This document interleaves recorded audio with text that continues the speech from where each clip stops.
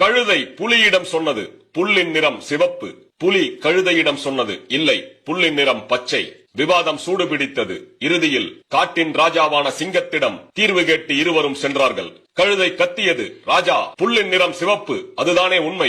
சிங்கம் சொன்னது, ஆம், நீ புல்லின் நிறம் சிவப்பு என்று நம்பினால் அது உண்மைதான், புல்லின் நிறம் சிவப்பு தான். கழுதை மேலும் சொன்னது, புலி இந்த உண்மையை ஒத்துக்கொள்ள மறுக்கிறது, புலிக்கு தண்டனை கொடுங்கள். சிங்கம் ஒத்துக்கொண்டு ஆணையிட்டது, புலி 1 மாத காலம் சத்தம் எழுப்பாமல் அமைதி காக்க வேண்டும், இதுதான் தண்டனை. கழுதை மகிழ்ச்சியாக அந்த இடத்தை விட்டு சென்றது. புலி தண்டனையை ஏற்றுக்கொண்டது. ஆனால் அந்த இடத்தை விட்டு செல்லும் முன் புலி சிங்கத்திடம் கேட்டது, புல்லின் நிறம் பச்சைதானே, பிறகு எனக்கு ஏன் ராஜா தண்டனை கொடுத்தீர்கள்? சிங்கம் சொன்னது, ஆம், புல்லின் நிறம் பச்சை என்பதுதான் உண்மை, ஆனால் தண்டனை புல் சிவப்பா பச்சையா என்பதற்காக அல்ல. உன்னை போல அறிவாளியான ஒரு உயிரினம் கழுதை போன்ற ஒரு முட்டாள் உயிரினத்திடம் ஒரு அற்ப விஷயத்திற்கு வாதிட்டு நேரத்தை வீணாக்கியதற்காகத்தான் இந்த தண்டனை.